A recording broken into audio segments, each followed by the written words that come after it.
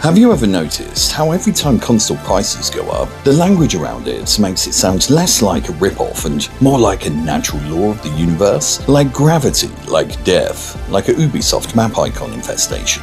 Sony raises the price of the PS5 again and the tone is never, "Sorry, this is a bit much." No, it's always dressed up like a solemn announcement from the Ministry of Necessary Sacrifices. Global pressures, economic landscape, innovation, premium experiences, high-quality gaming for players worldwide. And you're expected to nod along as though paying more for the same machine several years into its life cycle is simply a part of being a mature adult in the modern entertainment ecosystem. It's as if the correct response to "your console now costs even more" is "Yes, of course. Thank you, giant corporation, and I'm sorry, I hadn't considered the landscape." And that's also what winds me up.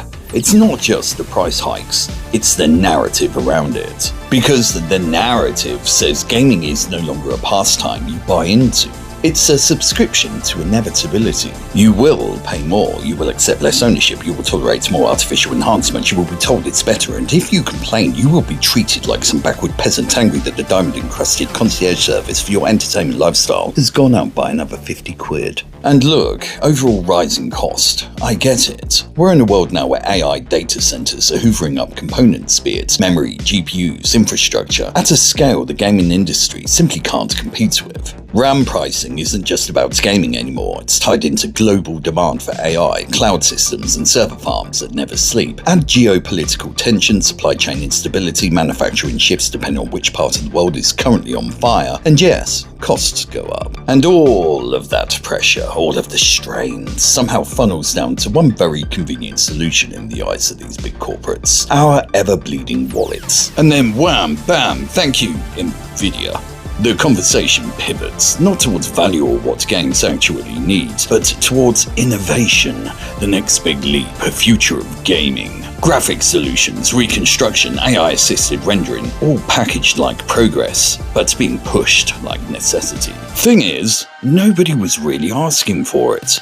And that's where we land. DLSS, AI rendering, reconstruction. Now, to be fair, before DLSS 5, this stuff was genuinely useful. Smart upscaling, better performance, cleaner images. It supported the experience and stayed in the background to let the game express itself as intended. But that is not where this is heading, because DLSS 5 isn't just helping render the image anymore, it's starting to decide it. It fills in details that were never rendered, interprets scenes rather than simply displaying them, and while that's undeniably clever, it also changes something fundamental. The more the image is inferred, the less it has to be designed, and that line between what was created and what was guessed starts to blur.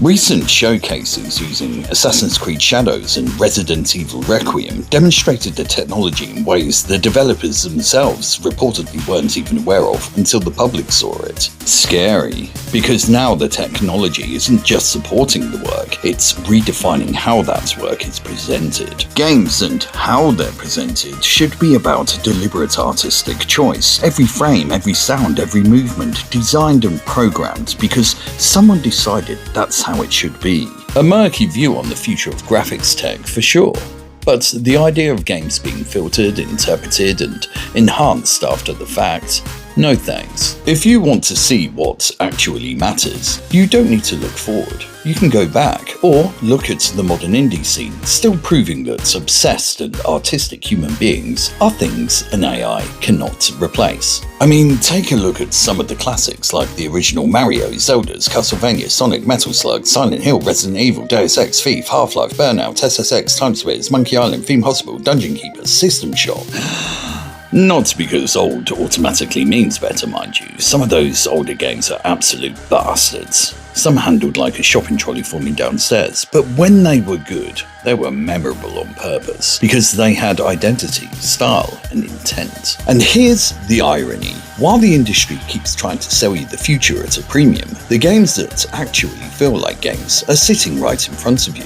Older titles and those modern ones built in the same spirit. Games like Hollow Knight, Stardew Valley, Undertale, Iron Lung and Celeste. They don't rely on photorealism, they don't need reconstruction tricks. They simply work because they're made with intent.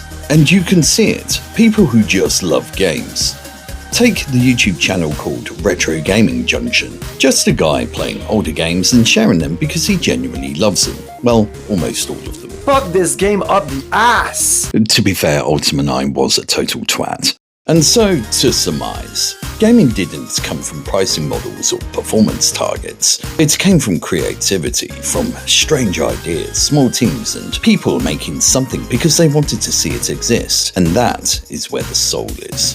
Not in teraflops and reconstruction or premium experiences. If the future of gaming is higher prices, synthetic polish, and endless insistence that this is normal, then maybe the most rebellious thing you can do is go backwards. Not in ambition, in values. Back to games that feel human. Back to design over spectacle. Back to something made with intent. And that, last time I checked, was the whole bloody point.